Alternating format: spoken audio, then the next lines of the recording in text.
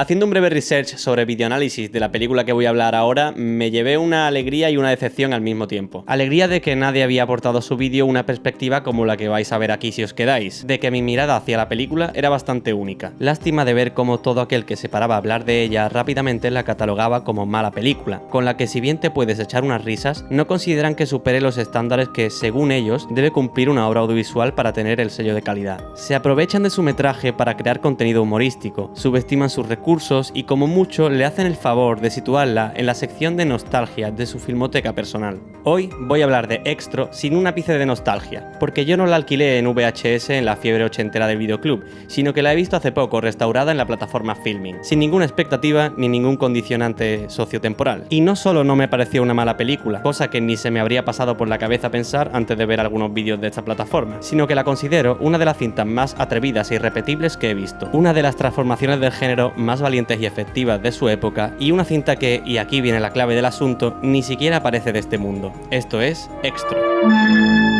Extro has returned. Extro es una película del año 1982, catalogada como una de esas nasty horror films de bajo presupuesto que en los 80 gozaron de muy buena salud comercial. Ante todo, se trata de una película desagradable. Esa es su meta principal desde el principio, provocar en el espectador un estado de shock a través de su discurso formal, tal y como ha defendido su director, Harry Bromley Davenport, que en una entrevista asegura que el equipo encontró una sinergia creativa en la que iban añadiendo sobre la marcha elementos al film sin ningún tipo de filtro. Someone would have an idea, well, why don't we have a clown show up? Oh, all right, let's have a clown, you know. Oh, well, tell you what, let's have a caterpillar or a snake or something. Oh, good idea. No respetaban mucho la lógica interna de la historia porque no les preocupaba demasiado, ya que estaban más interesados en provocar un impacto en el espectador. The idea of the film was to do the most disgusting things that we could possibly get away with.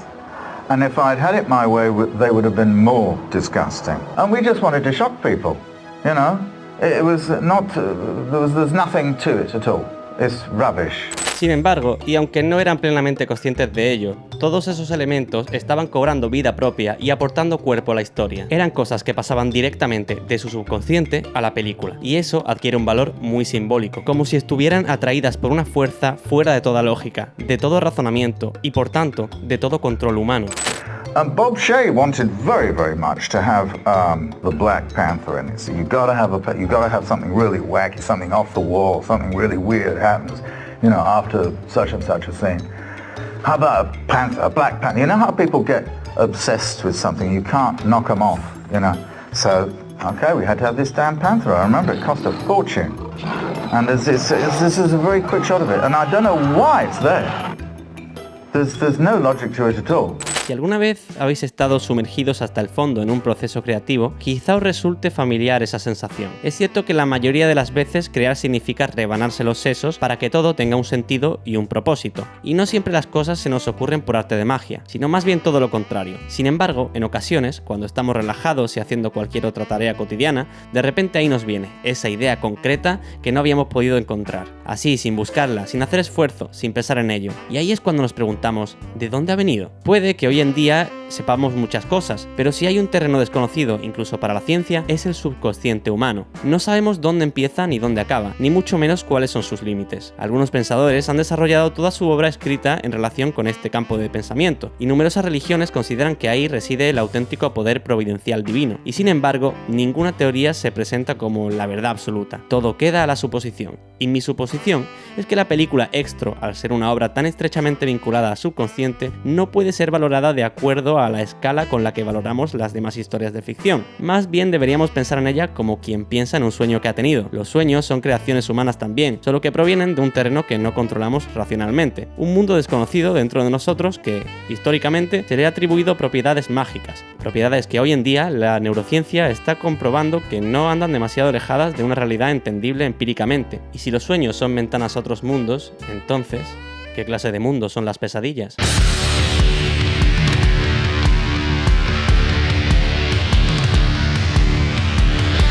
Extro es una cinta que, dado su carácter abstracto, sugiere emociones diferentes a cada espectador. De entre ellos hay un usuario que tiene una visión del film muy parecida a la mía, y es uno que escribió la siguiente reseña en Letterboxd. Sé con certeza que Extro existe objetivamente como película porque la he visto al menos 2 veces y bastante seguro 3 veces. Una en la década de 1980 y otra en 1995, que supongo que fue la última vez que la vi completa, hasta hoy. Cada vez que veo Extro me digo a mí mismo que realmente no lo he visto, pero me imaginé viéndolo basándome en capturas de pantalla y carátulas. Eso es porque nadie ha hecho una película como Extro. Ni siquiera estoy seguro de que los creadores de Extro hayan creado Extro. Esta película es una psicosis quemada y cuajada, la inversión de lo real, lo que rompe la superficie de la conciencia desde abajo, bajo tierra y hojas contaminadas, habiendo caído del cielo una catástrofe séptica y fundida. Así es Extro. ¿Qué sucede cuando dejas un melodrama familiar deprimente en el patio el tiempo suficiente para que atraiga moho y hongos en su proceso de descomposición, organismos que consumirán, adaptarán y reconstituirán aspectos del cuerpo huésped degradante de maneras útiles y necesarias para sus propios intereses, ciclos de vida únicos y personales? Personalmente, esta reseña me parece una pasada. Este usuario, quien quiera que sea, ha dado en el clavo a la hora de plantear su punto de vista, no porque sea más o menos exacto con lo que pretende el film, sino porque está utilizando un lenguaje casi poético y a veces al arte solo se le puede responder con arte. Hay obras que siguen un paralelismo con la realidad y hay otras que se alejan de ella para adaptarse en universos desconocidos, y Extro viene de un universo tan desconocido que es de ahí de donde viene el mal rollo de sus escenas, de sus criaturas, de sus sonidos. Todo resulta más extraño de lo normal. La criatura en cuestión aparece en su forma original tan solo unos segundos en pantalla y luego se va metamorfoseando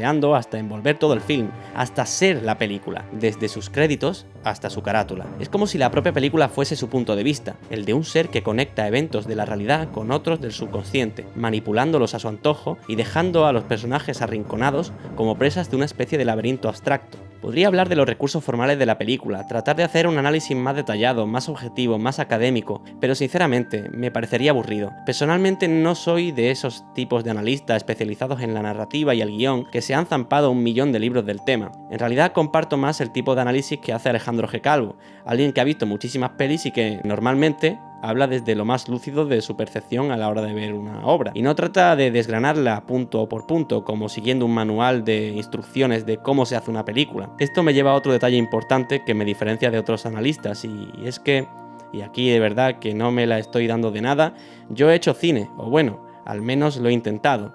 He realizado varios cortos y participado en varias pelis que podéis ver en nuestro canal de cine, de modo que mis reseñas nunca serán objetivas, porque parto de la subjetividad de haber experimentado los distintos procesos creativos de realizar una obra cinematográfica. El absolutamente caótico, emocionalmente desgastante y estresantemente emocionante viaje humano y colectivo que significa grabar una película. Y sabiendo eso, no puedo evitar acordarme de Cocoon Key cuando pienso en Extro, porque Cocoon Key fue una serie que hicimos por el puro placer de experimentar, un cuadro de Jason Pollock de géneros e influencias cinematográficas dispares, de la cabeza de 4 chavales con muchas ganas de desfogar creativamente delante y detrás de una cámara. Un producto en el que todas las ideas tenían cabida, sin importar si el público consideraba bueno o malo el resultado. La hicimos por y para nosotros, y eso tiene mucho valor. Bien podría aparecer un tipo en YouTube, con su pared llena de DVDs, diciendo lo mala que es nuestra serie, sus actuaciones, su guión y su forma de estar grabada. Y ¿sabéis qué? Tendría razón. Yo sería el primero en decirle que tiene toda la razón del mundo, pero también hay una cosa innegablemente cierta, y es que nosotros la hicimos y él no.